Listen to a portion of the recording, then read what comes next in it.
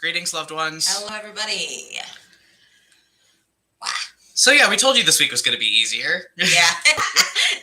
No feelings this week. No feelings. Only Carnival. Only fear we'll get a Speedo.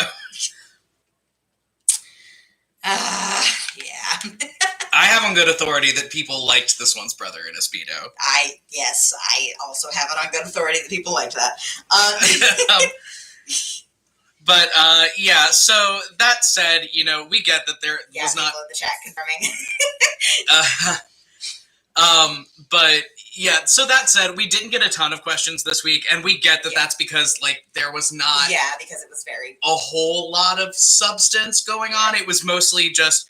It was kind of what we would call, a combat episode, even though there wasn't really any combat. It was mostly mechanical. Yeah, it was just mostly mechanical, and, there were some tiny things moving the plot along, and there was some foreshadowing that y'all may or may not have picked up on, but you definitely will later, once it actually happens. Yes. But yeah, so there we didn't get a whole lot of questions this week, but that makes sense because there wasn't a whole lot there to really ask questions about. So we will be riffing for most of the time. Yeah. Feel free to drop any questions, anything you want us to talk about in the chat, and we will address that because we're probably going to get through these pretty quickly. So people commenting on me wearing a pirate shirt and a flannel vest this week. Yeah, that's foreshadowing. That's real life foreshadowing. I would say it's foreshadowing, but I just dug this out of my hamper today. Not hamper, my basket. Okay. Yeah. So accidental foreshadowing. Talk about the playlist. Oh, it's combat music. Yeah, the playlist is all action music this week. Yep. There's it's nothing of substance. Yeah, it's except for Renegades by Ex-Ambassadors. Yeah. I feel like that's a good mood setter. I also had we have Glitter and Gold by Barnes Courtney on here, and I've had that as a song on my feed playlist for a very long time. It's been on both of our Valsides playlists again, since we were playing them in our home game, 10,000 years ago. But yeah, Glitter and Gold is always going to be a feed song for me. But yeah, so other than that, Legends Are Made by Sam Tenez, Unstoppable by The Score, Absolution by The Pretty Reckless. I've had Absolution on my Leo playlist for a really long time. Yeah. And we just really love Gladiator by Zane Wolf. It just slaps. It's just slaps. Song. Yeah. It's a good song. There we go. We talked about the playlist. Yeah, and that's it. It's all action music. Yeah, we're going to have more to talk about next week, and we're definitely going to have more to talk about the week after next. Yeah, but this week... It's all action. It's all action music. Yeah. Well, there is also the thing of, we intended there to be... Yes, Pidge? Yes, Pidge. We intended... when we were doing our initial outline, we intended the combat that's at the beginning of next episode to be the end of this episode.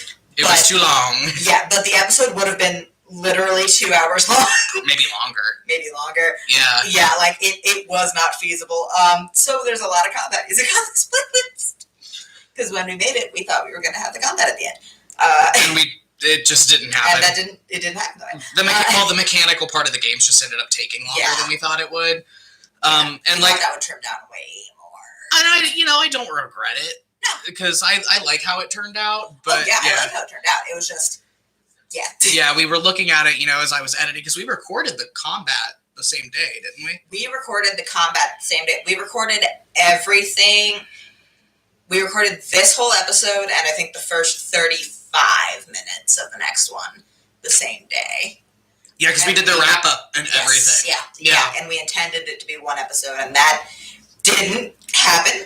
Which, ironically, is what happened this week with recording, too. We had to split up, we had to split up 12 and 13 into separate episodes, and they ended up both being... One ended up being an hour, and the other one ended up being almost an hour, and we're just going to have to add a scene onto the end of it.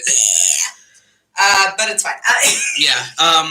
When we say that Season 2 is getting long, Season 2 is getting long. But yeah, that was the episode playlist.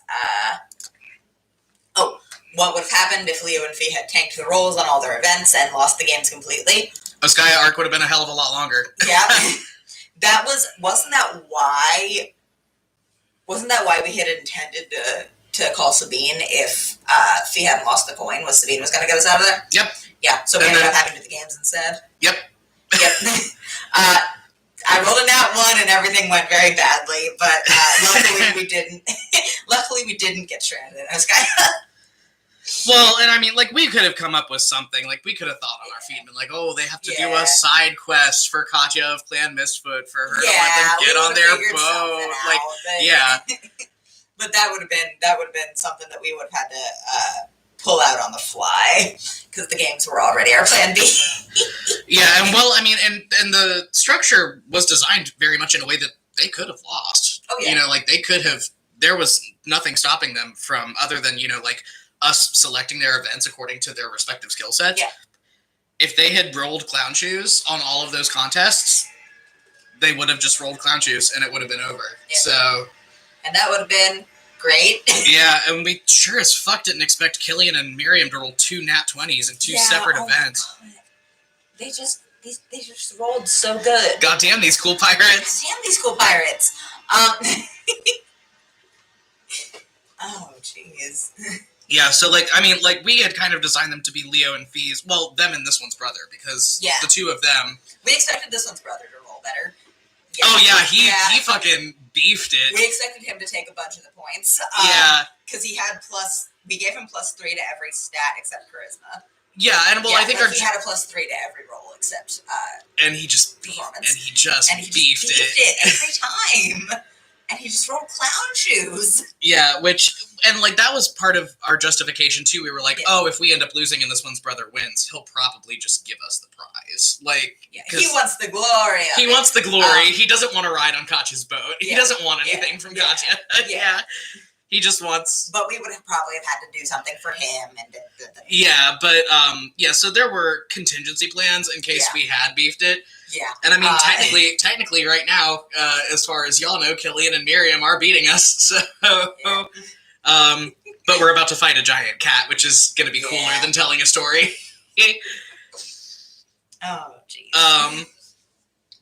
But yeah, so we had contingency plans for if things had fallen through with the rolls, but thankfully, like Fee has that free luck feat from Gift of the Stormbringer. Yeah, because you would have fucked up on feats of fortitude if you hadn't had those re-rolls. Yeah, Fee's free luck feat is it comes in clutch. It comes in handy. And then Leo just do that great. Items. Leo just didn't roll that great on. Well, he did okay in Running of the Beast. He did okay in Running of the Beast. His acrobatics check, not so much. Yeah, it was all right. Didn't he get second? I think he got second. No, he got third. No, he got third because Killian beat him. Yeah, right. Yeah, and then you were the one that rolled the check on the performance contest anyway. So yeah, he rolled okay on his animal handling check. He rolled good on animal handling.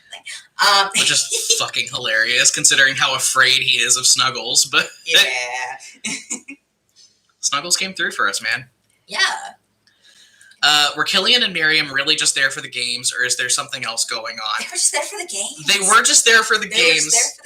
They just wanted to compete in the games and hang out with their friend. It's not that there's not something else going on, but they were not aware of it. Yeah. There's other stuff going on, but it took them by surprise as much as it did Leo. Yeah. The reason that they looked so shocked and the reason that they were acting the way that they did is that like they have scope for the other shit that's going on.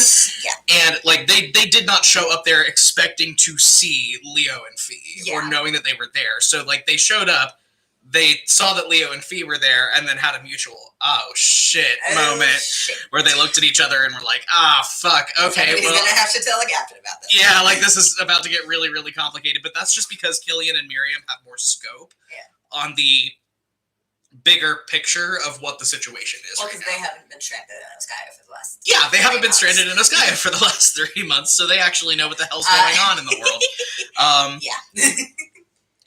Yeah, they were just there. They were just there because they're Ilva's friends and they wanted to play in the games. Like, and then they had the worst weekend of their lives. I don't know if it was the worst. They're about to have. So true. Yeah, well, it's the worst weekend of their lives so far. What was so bad that happened to them other than Leo and Fee just being there and there being a giant cat? They survived a fucking hurricane. They were there for fun. They were there to have a good time, and now they have a moral dilemma. And now they have an ethical quandary on their hands. You know, that's happened to me on vacation before, too. I wouldn't call it the worst week of my life. You're you. Anyway. And then we got a couple other ones. Yes, yeah. They're in a different document, though, so just give me a second. Yeah. Wait, actually, can I ask about Miriam describing a storm lovingly? Does she worship the Stormbringer? That is a complicated answer. That's highly complicated. Miriam describing the storm in the way that she did is for religious reasons. Spiritual reasons, at least. And that's what we can say about that. Yeah. Oh, and while we're talking about Killian and Miriam, I know we didn't actually, we will later, but we didn't actually clarify it in the episode, but when Ylva had the line of where Fee said, I don't know if I'm being antagonized or flirted with, and Ylva said, well, if Miriam weren't married, then I would say both. But Killian and Miriam are married. She just didn't take his last name. Yeah. Yeah, that's who Miriam is married to. Killian and Miriam are married, and they are co-captains of a ship. Well, they're not co-captains. Well, yeah. Killian says that he's the co-captain, but... Yeah, Miriam didn't take Killian's last name because she didn't have to, and she outranks him. So... he gets to live in the captain's quarters. It's fine. Match made in hell. Yeah. Too. Bi-spouse energy. Yeah. This is what happens when a bi woman and a bi man get married to each other. Ultimate WLWMLM solidarity. So true. But yeah, they are married. They are both married, and they are married to each other. So we just didn't get the chance in the episode to bring that up any further. We'll clarify it later. Okay, and then this is the last question we got. Like, literally, we told you guys that these were going to go fast. Yeah. So we're just going to We're just going to riff. Throwing spaghetti at the wall unless we get questions for the rest of this hour. What are Ylva and this one's favorite game snacks? Do they like funnel cake? I think they like funnel cake. I don't think Ylva goes for sweets that often, and I think I've been assuming that the games just have regular fare food, so I have a special place in my heart for fried Oreos, because I'm from Pennsylvania. Where are they going to get Oreos? I don't know. That's not my problem. I think this one likes fried Oreos. Or fried somebody's gotta fucking corner the Oreo market in Oscar. Yeah. Oh, somebody's saying fried Oreos are a thing? I'm from Pennsylvania. Yeah, well, and I mean, I'm from West Virginia, and fried Oreos are, it's like a central to northern Appalachia. It's an Appalachia thing. Yeah. It's just Oreos dipped in funnel cake batter and fried. Fried Nutter Butters also. They're fucking delicious. Both of them are. Fried Oreos they're my favorite snack. Great. Yeah. Moderation. But yeah, I think this one likes fried Oreos. I think I am a Ylva pretzel pizza bites truther. Or a big pretzel. Yeah. Big pretzel. Big pretzel. With beer cheese. Yes. Yeah. Ylva turkey leg, so true, but instead of a turkey leg, it's like a sparrow leg, but it's the size of a turkey leg. It's a hummingbird. It's a hummingbird leg.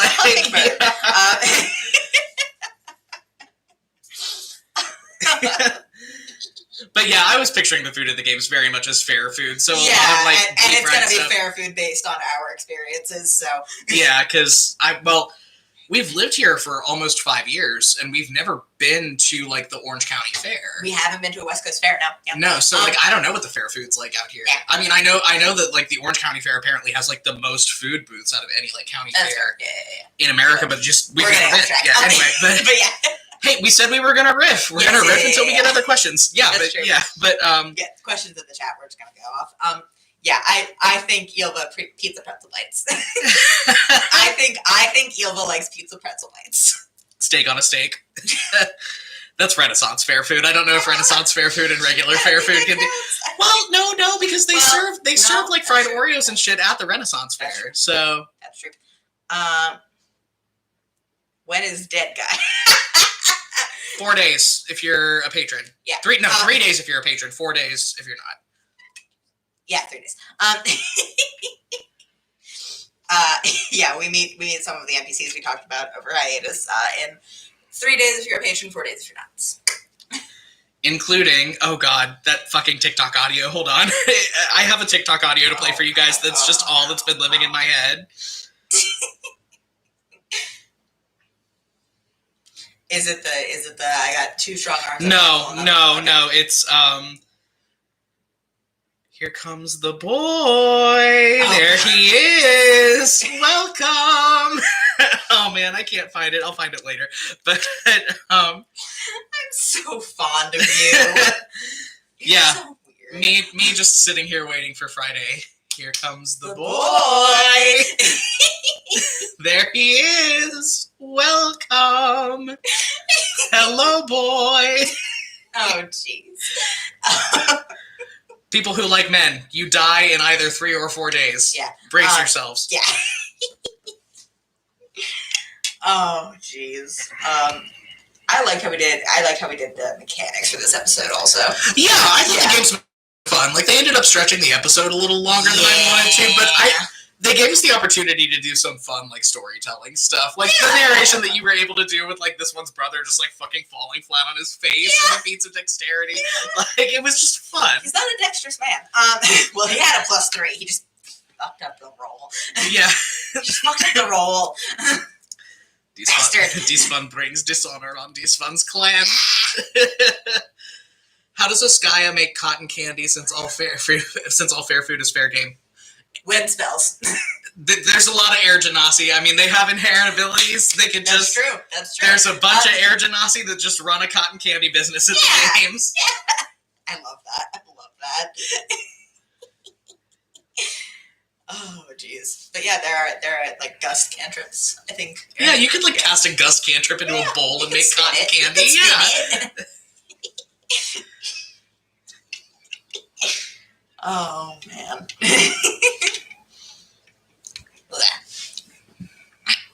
But yeah. I'm just picturing hummingbird leg.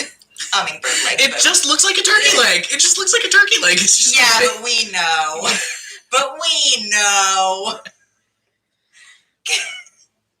Like, I think I actually literally specified that the hummingbirds were the size of wild turkeys. Yeah. Harness the power of the elemental plane of air to make whipped cream. Yeah. Well, and like that's part of the reason everything in Oskaya is so big. That like we established in our deep world building, like our eons and eons back world building, is that there are a lot of portals to the elemental planes in Oskaya, which is why they have the Genasi population that they do, and all the elementals running around everywhere, and everything's fucking huge. Did we establish that was why the giants were there? No, I don't think we established that the elemental portals were why the giants were there, but I think we established that like 20,000 years ago, that place, it was just like fucking giants and elementals everywhere. It was wild. But yeah, that was part of our deep early world building. Mm-hmm. Was that just all roads go to Oskaya, but only portals. Yeah. Planar system. Yeah. Portals everywhere in the planar system, just sloop down into Oskaya. Right in Oskaya, which is why it's the way that it is. And if you are a little person that ends up in Oskaya while all of this is going, so like that's like so like the ancestors of all of these like Goliath and Firbolg and Genasi tribes that like ended up living in Oskaya and making their lives there. Imagine being a tiny person just looking up at all these. Imagine being a borrower. Imagine being a borrower. That's what living in Oskaya is like. Yeah. It is just living like you're a fucking borrower.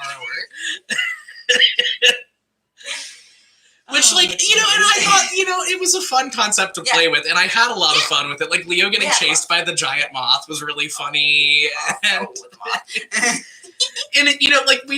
we had a lot of fun imagining, like, how fucking horrifying just giant small animals would be. Like, imagine a giant hedgehog. Imagine a hedgehog that's bigger than you. Yeah. Squirrel.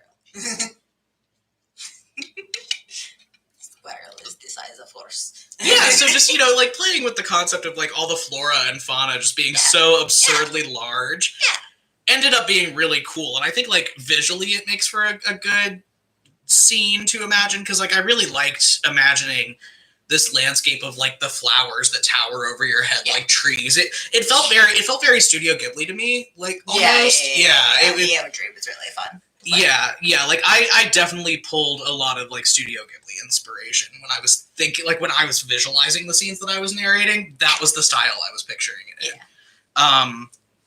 Studio Ghibli, but everything wants to kill you. Yeah, apparently our cat wants to kill us. My goodness, Miss Pidge. Why are we yelling? She shouts. Why do you yell? Hi, baby. Hi, baby. Okay. Yeah. She's angry. Do you want to come up? Do you want to see her indoor in public?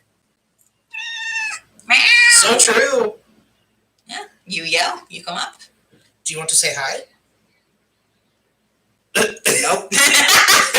No, you just want to yell when the microphone's on when we're recording. Do you want to say hi? Uh-huh.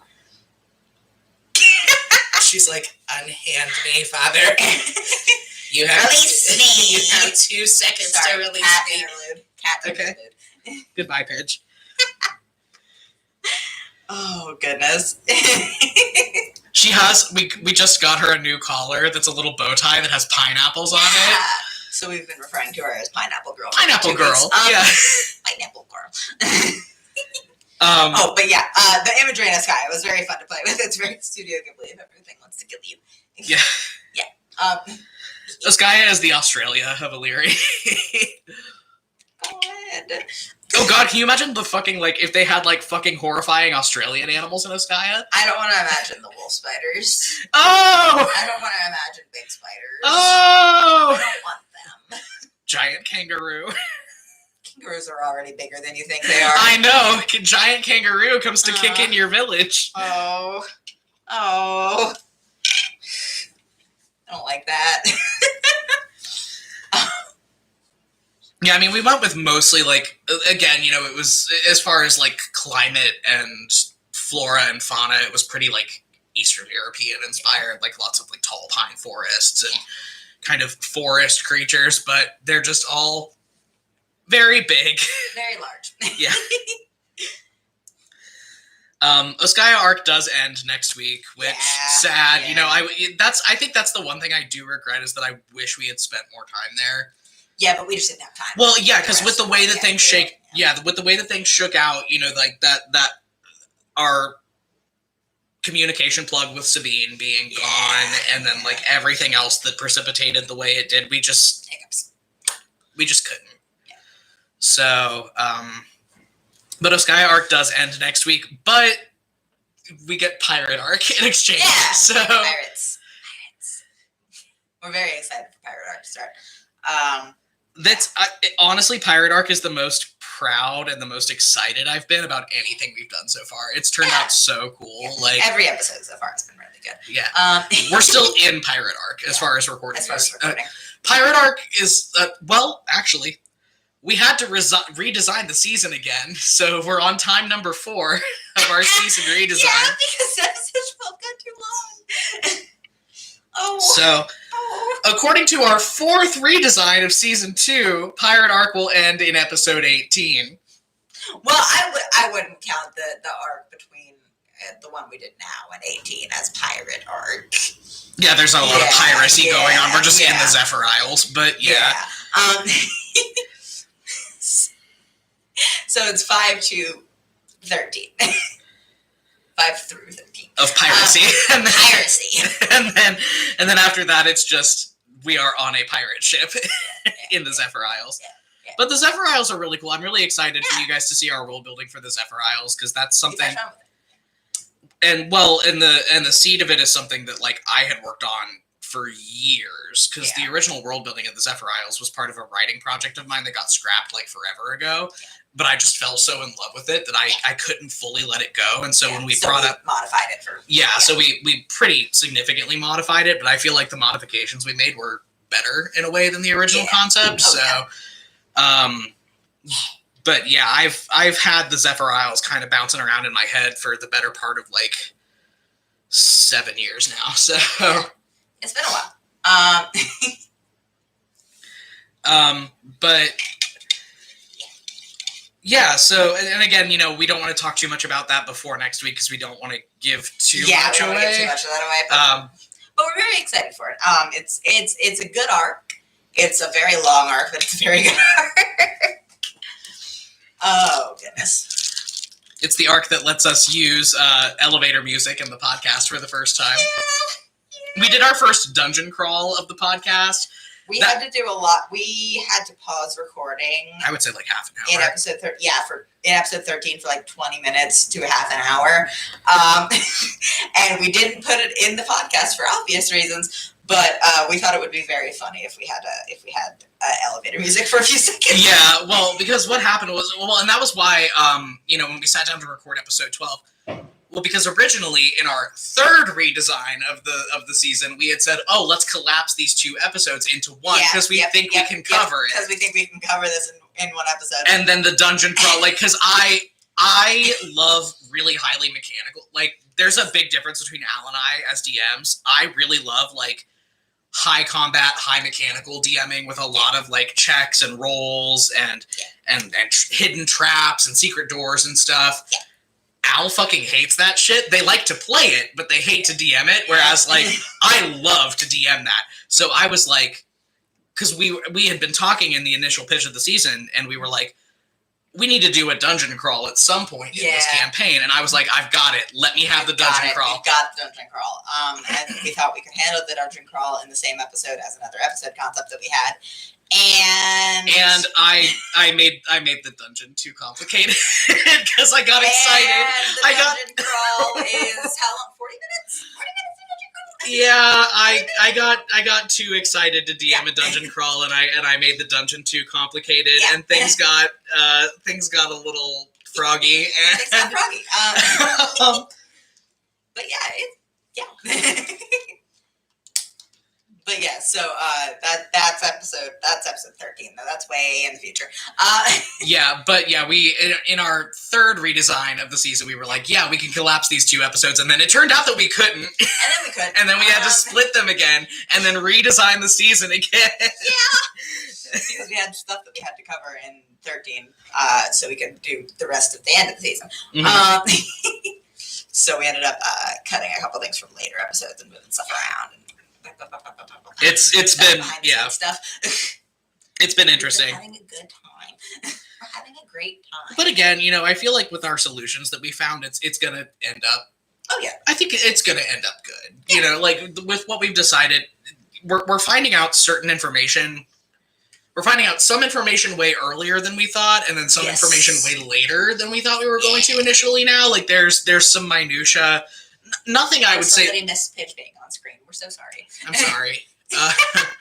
But yeah, there's some. I would say it's mostly minutia. Like it's not anything earth-shattering that we're moving around. But we also had to move some. We also had to rearrange some stuff in our overarching plot because I made Barry so angry in one scene that you made Leo so angry. I mean, like you made Barry angry. You made Leo so angry that I threw out something that we had planned since before episode 1. Yeah, but we're not going to elaborate on that. But you'll know it when you listen to the episode.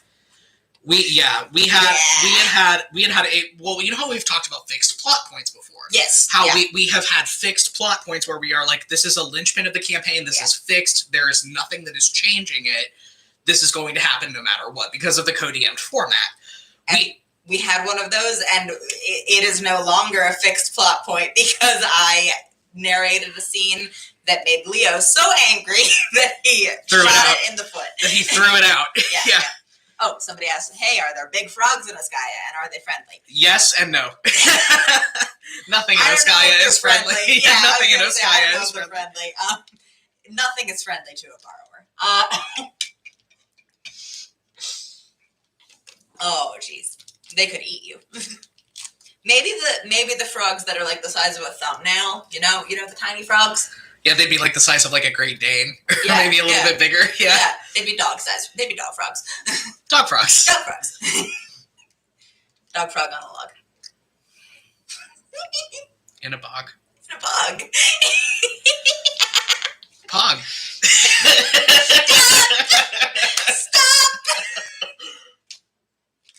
Stop!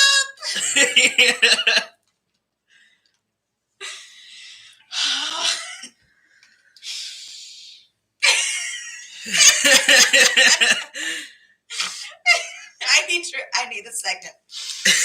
You make me so angry. I know I do. This is revenge for Sunday. Last Sunday. Yeah. Fair. Yeah, when that scene happened, and again, we're not telling you what's in it. We're just saying that it did. We are not elaborating on it. No, but, it did make Leo so mad that he threw out a fixed plot point that we had in mind since before episode 1 was recorded. Yeah.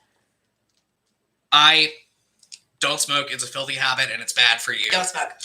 Al did that narration for that scene, and I went, I need a smoke break, and went downstairs and reevaluated my life and, figured out what the fuck that Leo was going to do. And then came back in and immediately left again. I came back in, and, I went to go sit down so I could record Leo's response to what had happened, and then I went, nope, I need another one, and I went back outside. Yeah. It's stuff. Things. But yeah, we're very excited for the rest of season. Because we're like 3/4 of the way there almost, because we're going to be doing 14 on Sunday. Well, we're going to be, hang on, let me pull up the spreadsheet. But yeah, I'm thinking about the dog frogs now. Dog frog on a log. Fuck yeah. Dog frog on a log. Let me pull up the spreadsheet and see what we are recording on Sunday, because we might be recording a bonus episode. Oh, fuck. Yeah. Because we have bonus episodes scheduled. No, we are recording 14. Yeah. Okay, well. Yeah. Oh, boy, that's going to be fun, because you know who's back in 14. Speaking of things that make people so angry that they throw out major plot points, I have a feeling that might happen. That's fair. But yeah, because we scheduled in recording on the rest of our bonus episodes for the patrons for the rest of this campaign before we finish putting season 2 out. We're doing all of them in a block. Yes, I told you about this one. Oh yeah. We are doing all of them in a block. Yeah. Well, we're doing the one that we have to release during this season, and then we're doing the rest of them at the end. Ah, okay. Yes. Okay. Understood. This is not a lack of communication. Barry has memory problems. Barry had 5 concussions before he turned 18, and this is Swiss cheese. It's a colander. No retention. Dog, frog, in a bog, on a log, wearing clogs. Yes! I love the chat. Oh, goodness. But yeah, we've planned out all our bonus episodes, and for the page, only the pages that care about this, but we're doing the bonus episodes for campaign 2 before we record most of the campaign. So I can learn how to play Monster of the Week? Yeah, because Barry doesn't know how to play Monster of the Week. Well, because I am an Adventure Zone fan, but I didn't listen to Amnesty because I grew up in West Virginia, and it wasn't fun, and I didn't want to listen to something that was going to take me back there, although I've heard it's extremely, extremely good. Yeah. But just for personal reasons, I can't. So if anybody knows any other good Monster of the Week podcasts, please hit me up and tell me. That would be good. So I can listen, just, as long as they don't take place where all my trauma is. Right. But yeah, we are going to have to teach Barry how to play Monster of the Week. I've run it before, but I haven't really played it extensively. So we're going to do all the bonus episodes for campaign 2 before we record the start of that first season. But we have that planned. But we didn't plan that for this campaign because of reasons. Well, we can tell them what the next bonus episode coming out is going to be now, because everybody knows all of the relevant information surrounding it. That's true. Our next Patreon bonus episode that we are recording in a couple weeks is called Lorelai and Courage Take Gimtarum. Yeah. And I will be playing Lorelai, and Al will be playing Courage. And it's like a very Home Alone 2. Yeah. But we're very excited for that. Well, because of the joke, and we conceptualized it because of that crack we made about, where was Lorelai during the finale? And I was like, oh, Adora was watching her. Yeah, Adora was watching Lorelai. Yeah. It turns out that failing at it. Yeah, it turns out that Adora was not watching either of them. They both snuck out of the house and ran off into the city and had a day full of adventure. So true. And that's coming out. When is it coming out? When do I have it planned? It'll be after 14. After 14 releases, right? No, before 14 releases. Oh, so between 13 and 14. Okay. Yes. Yeah, it'll come out in September. Couple months. But we're very excited for that. Yeah. I don't know how we're gonna. I thought about 4 and it's out of my brain now. Hold on, let me get it. About 4. Yeah. Episode 4. Yes. Oh, today. Okay, yeah. Not today, Friday, but yeah. Yeah. Okay, you figure that out. I'll be right back. Oh, I was gonna say you should keep riffing while I think. Okay. Okay. Like finish your thought. I'm just gonna. Oh yeah, just speaking of Lorelai and Courage Taken Tarum, I have realized with a good measure of horror that I'm gonna have to figure out how to actually fucking play Lorelai, who is a level 16 wild magic sorcerer. Yeah. Yeah, because you don't play sorcerers. I never play sorcerers. They stress me out. I never play sorcerers. Wild magic is a whole different animal, and also Lorelai is OP as fuck. Yeah. Yeah. And we're using a homebrew. Well, we're using the Dimension 20 homebrew rule with her of like every time she succeeds on a wild magic roll, the DC goes up. Yeah. My brain is also Swiss cheese. Yeah, and then we also have mechanics in place for her of like she has disadvantage on her wild magic rolls in certain situations, like when she's extremely upset, like she has to, disadvantage on that. But Oh, I was gonna say we are gonna see the NPCs from this episode again, except we don't have plans to see Nessa again. I think it would be cool. I think it would be cool if Nessa just shows up at the finale like 15 minutes late with Starbucks. I think Nessa should show up somewhere, but we don't have plans to see Nessa again. But Killian and Miriam we are going to see again. In a big way. In a big way. And Katya, in a big way. Yeah. And I mean, beyond this episode. And Ylva and this one are coming back in at least season 3. I don't think we have plans for them to come back in season 2, but they will be back. So we're very excited about that. This is not the last you will see of any of the NPCs from episode 4. Except for maybe Nessa. But I feel like we just have to do like Nessa coming in 15 minutes late with Starbucks. Oh wow, nice battle you had here. Just at the very end. Yeah. Oh, that seems like it was interesting. I brought a cooler. I have wine coolers and sandwiches. And wine coolers. This little goblin lady with a fucking Bartles and James. Yeah. Cracks it open on her teeth. Yeah, somebody in the chat said something happened here. You hope it was a miracle. Probably not. I think that actually needs to be how we see Nessa again. Is she just rolls up like 10 minutes after the whole final battle is over and is like, oh man, I'm a little late, huh? I thought we scheduled this for now. Was it an hour ago? I forgot to set my watch. I brought wine coolers. I forgot the time changed. Does Illyria have daylight savings time? That's the real question. No, because daylight savings time is ridiculous. It's a bad system and shouldn't exist. Okay, did you figure out what you were going to say about 4? No, that was what I was going to say. Was that we weren't going to see Nessa? Well, maybe we weren't. No, we have to now. She does have to show up 15 minutes after the final battle is over. Absolutely. Wine coolers. She deserves it. She deserves it. Oh goodness. But yeah, we might not see this one's brother again. We probably will. We along for the ride. Yeah, but as far as Ylva's group of friends, we are going to see Killian and Miriam again. For sure, in a big way. Yeah. And we're definitely going to see Katya again pretty soon, actually. So, very excited for that. We have thoughts and plans. You can riff on this. Initially, we weren't supposed to, but we just liked them so much. Yeah, initially we weren't supposed to see Killian and Miriam again, but we just liked them. we just enjoyed them, so we worked them into an existing plot point. And added a yes, Fidge. Meow. Girl, help.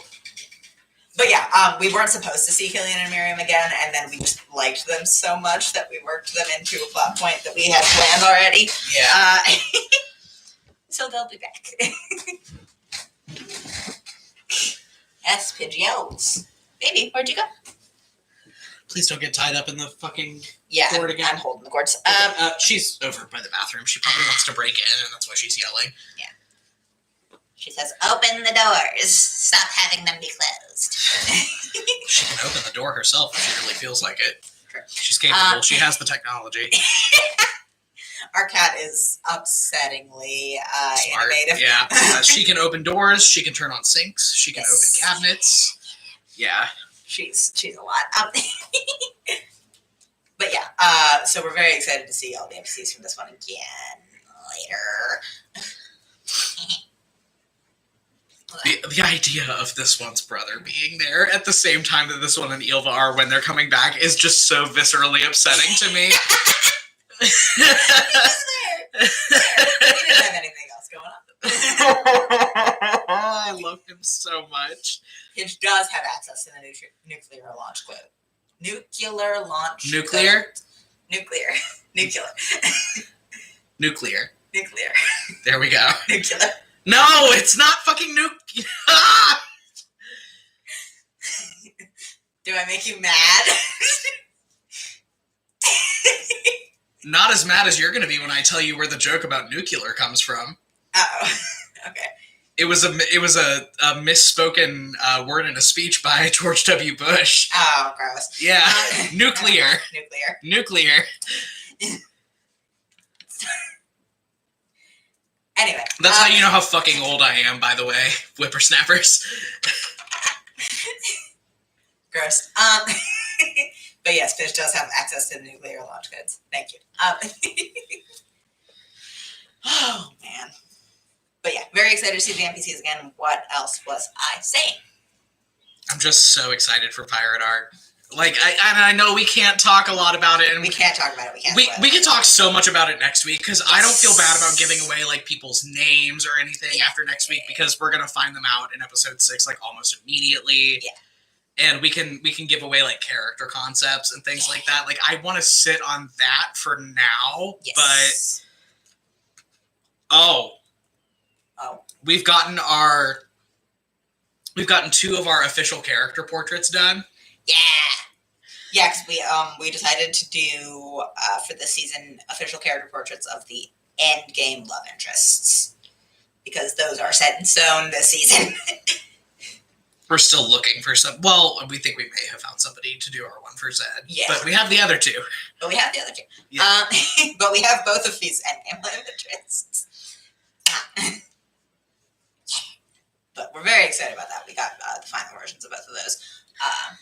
And it was, like, so funny because we commissioned 2 different artists to do them. Yeah. And neither artist had access to the other artist's work. Yeah. We're posting these after episode 6, by the way. Yeah. Neither artist had access to the other artist's work, and the color schemes were so close that you can go through in, like, GIMP or Photoshop with, like, a color picker tool, and some of the hex codes on the colors match up. Yeah. Like, they're very highly complementary. Fecule. Fecule, except Fee does not fit into the color scheme at all. The color scheme, it's fine. But yeah, Fecule good. Well, I don't know. The color scheme of the Fecule is just basically the bisexual pride flag, and I think that's great of them. God damn it. I'm not wrong. We didn't intend for it to end up that way, but... God damn it. I don't know. It's more red than pink. But yeah, they are the color scheme of the polyamorous pride flag. So true. Which we didn't do intentionally, but it just sort of ended up that way. But I have been playing Fee as poly since the beginning, or polyam since the beginning. So happy coincidences. Oh, jeez. Well, and we had made the joke before too that because the background of our cover art in season 1 was purple, and then in season 2 it's blue, and I said we had to go pink for season 3. But it's gonna be so ugly if we do a pink background. But I want to do it. It's gonna be so ugly. I mean, it would, and I would trust Aries to find a way to make it work, but like Leo and Pink just don't. Bad. The thing is that our cover artist is so cool and so fun and so good at color schemes. And I have utter faith in them to be able to make a pink background work. And I think it would be funny.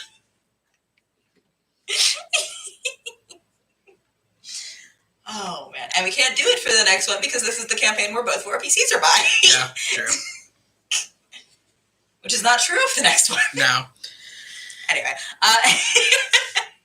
But yeah, we have exciting things happening with our official art. All right, we've got about 15 minutes left. So again, if you guys have anything you want us to riff on, any questions you want to ask, just go ahead and drop them in. Yeah, it was just that we didn't get a lot of questions this week because there wasn't a lot. Well, there wasn't a lot to ask about. So that makes sense because this is kind of the last one of those that I feel is going to happen for a while because after a lot of us, Skya arc was very filler heavy. After episode 5, things start happening. Things start happening so much. Is not. It has not a lot of filler. Yeah. A lot is happening. All the time. We were actually surprised when we separated episodes 12 and 13, and episode 12 only ended up being an hour long. That's how Pirate Arc's going. And that hour that we separated, was the time that we recorded right up until the dungeon crawl. Yeah, we open up 13 with the dungeon crawl. Yeah.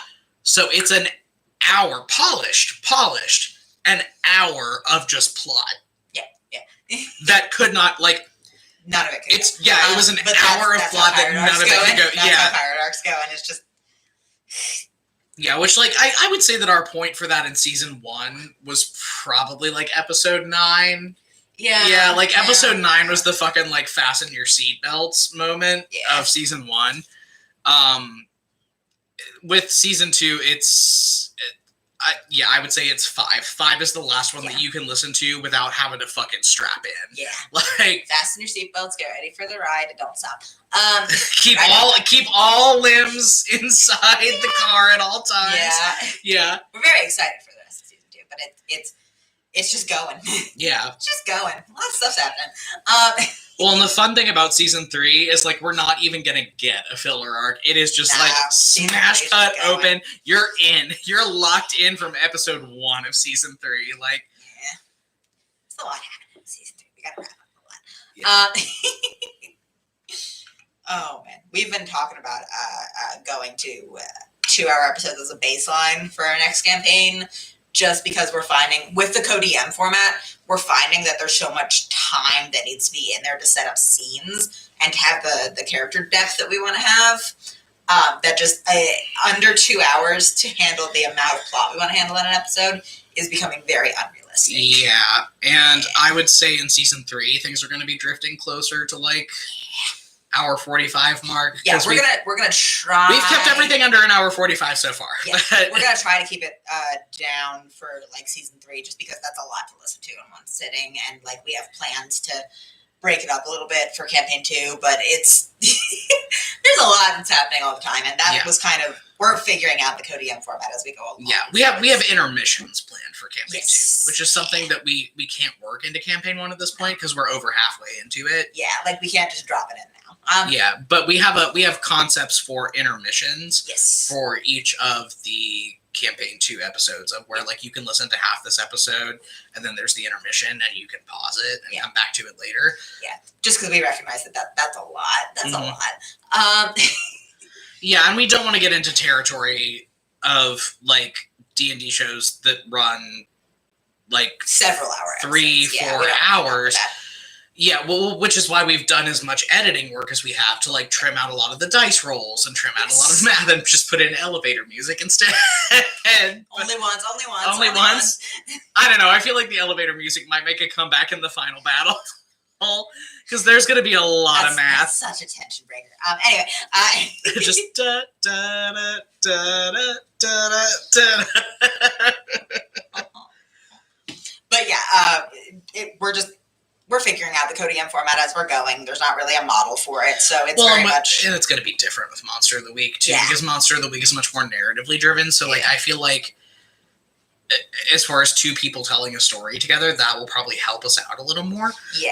I'm not mad. But there's still a lot going on. Yeah, and like I'm not mad that we did this as a D&D campaign because I think this story, especially because it is like the story that is coming from these two characters that we played in a home D&D game years and years ago. Yeah, and because it's so high fantasy. Yeah. So, and I get that there are a lot of like, other RPGs that are focused on fantasy, but we just...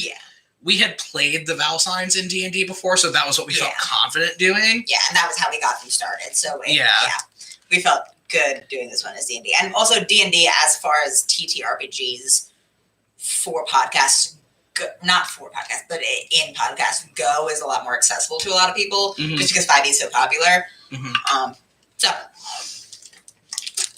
But yeah, we're excited to try it. Also being excited. But yeah, we're just gonna have longer episodes from here on out. Yeah, they're gonna be getting longer, and I mean, like, the sad thing about campaign 1 is that we just don't have the opportunity to work in intermissions because we are pre-planning intermissions for campaign 2. Because as part of the ARG elements that we were talking about. Well, yeah, because the ARG elements that we were talking about, we're not doing the dad joke cold opens in campaign 2. Yes. We are doing. Well, let's not spoil that. Yeah, we're doing ARG elements as our cold open for campaign 2, and then we're doing other ARG elements as our intermission markers. For campaign 2. So so that was something we had planned out. Somebody said they're very excited to hear us play Monster of the Week. Yeah. I've run it before, like I said, so I have some experience with it, and I'm very excited to work it into the story that we have planned for our next campaign. Yeah, and well, because we test played this idea as D&D initially. Yeah, and it didn't work. It didn't work out the way that we really wanted it to. Yeah. So. Well, and also because Monster of the Week is so mystery focused, and there's a lot of mystery in the next campaign, and it just flows way better. Yeah. We're very excited. But yeah. I love the fact that both of our campaigns are just like, hey, these are ways that our home games could have gone better. Well, because we keep playing really good character concepts in our home games. That we just don't want to let go of. I mean, I adored the campaign that we played Leo and Fee in. And it was so good. And our DM was fucking choice. Wonderful. They were awesome. And they had this like wonderful homebrew concept. Yeah. And it was just that like we ended up not pursuing things to their end, and I think that was why we kind of like held on to the vowel signs so hard. Yeah, because we didn't end up finishing their story. And the fucking initial character concept for Leo was fucking hilarious. Now that I look at it in retrospect, Leo still had the character concept of, I was this person born into a family of sorcerers that wasn't a sorcerer, so I went and found magic elsewhere. But he was a Circle of the Moon druid. Yeah, instead. That was the biggest change from our home game was you were just like, that didn't work out so good. Somebody said, listen, sometimes you got to make OCs that are so fantastic you got to play them multiple times. Yeah, we've had our campaign 2 PCs as OCs for our entire friendship. Yeah, for our entire friendship. Which is spanning over a decade. So almost. No, it has been 11. No, it's been 10 years. It'll be 11 years next March. Yeah. We're very excited. But yeah, so initially, the first concept that I played Leo in our home game was that he was a Circle of the Moon druid. And then because of our DM's fun homebrew stuff, he married off the rails. He married a death goddess. Yeah. And for power. And then found out that she was trying to kill 2 people that he cared about very much. And I don't know if you guys are familiar with the Ring of Drowning. It's a magical item in D&D. Yeah, no, that home game was a lot. It was a lot. So we threw out a lot of what happened in it, both because that was a world that was created by a friend of ours that we don't want to take anything replicate. from. And we kept Astraria. Like we had, well, and also that was something that we did together. Yeah, and we had originally formulated Astraria as like a smaller state within like the Forgotten Realms. Yes, initially. Yes, yeah. But yeah, a lot of that world building, we just kind of moved, and we kind of collected a lot of smaller things that we had planned in different high fantasy settings to get this one done. So that was fun. But yeah, it's been interesting seeing what an amalgam of like all of our projects have been, because like we've both been really into formulating a lot of different high fantasy projects. And a lot of different projects in general, just because we've both been writing for a long time. Yeah. But this is campaign 1 is really just a melting pot of a lot of that, because we had these character concepts that we really, really loved, and we had this dynamic that we really enjoyed. Yeah. But we were like, okay, let's make a new setting for it and see what we can do. And it ended up really fucking cool, I think. I enjoy everything we've done in this campaign. Yeah. Yes, ma'am. Yes, Pidge. She screams. She screams. You can't go in the bathroom, baby. You can't. You'll knock the trash can over. I'm sorry. Stop. Anyway, but yeah, that's been fun. There's a lot more setting and a lot more world building in this campaign than the next one. Just because the next one takes place, just because the next one is urban fantasy. It's urban fantasy. It takes place in the real world. When we say that, like, oh, these people live in Las Vegas, like, people understand what we're fucking talking about. Like, we don't need to invent cities. Everybody knows what Las Vegas is. Yeah.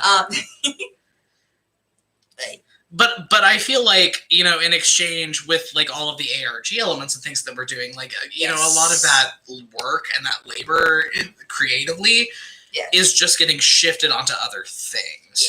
Yeah.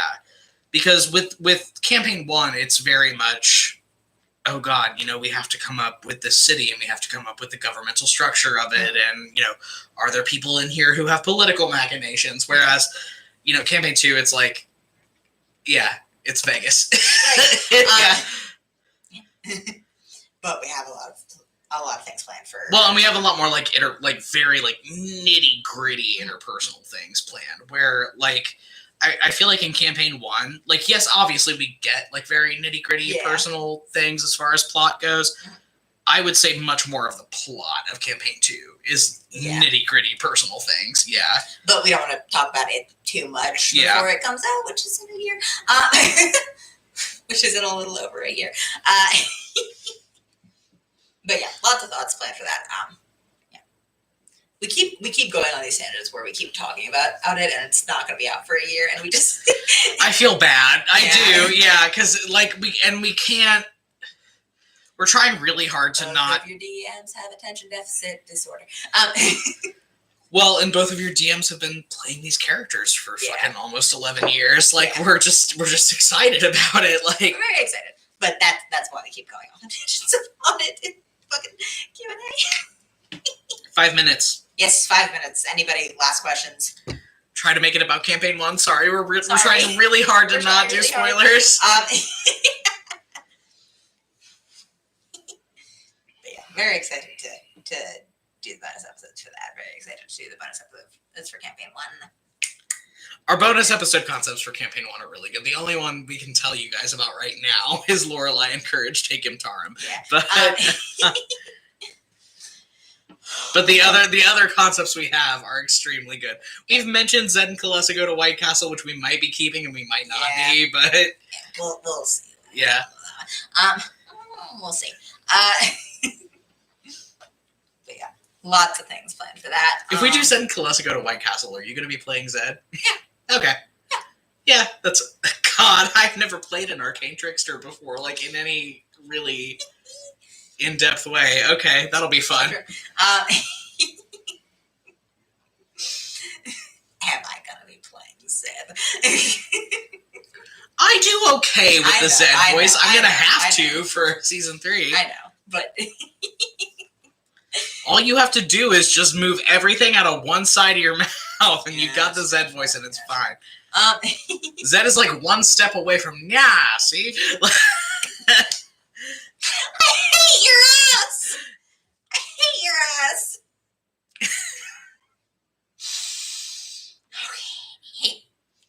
Okay. Archaeotrix is objectively the best rogue, so class will be great. Yeah. I disagree with you, but you'll find out why later. But yes, very exciting. Oh man. I think the only Zed. Yeah. I just like Zed's fucking features. I just enjoy them.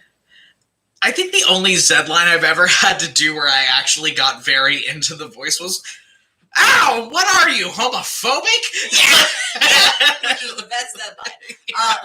What are you, homophobic?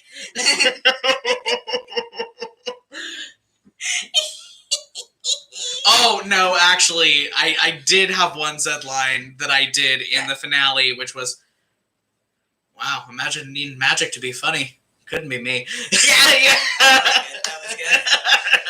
That's just iconic, isn't it? Yeah. I love him so much. I miss him. I miss my husband. I miss him. So soon. Not soon. Well, we will be recording. That's over a month. Yeah. It's not that much over a month. Hang on. We're recording episode 18. So true, Paige. Yes, yeah. Paige. We are recording the episode where Zed gets back in exactly a month. Not exactly a month, a little over a month. Not much. Less than 5 weeks. I miss my husband.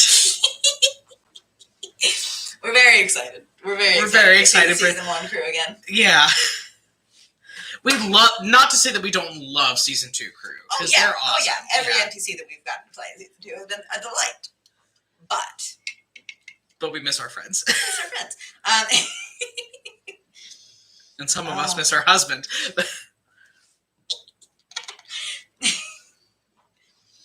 Oh, jeez. I actually made a joke to Al, I think it was either last night or the night before last, where I was like, I'm so ready for Zed to come back. That was last night.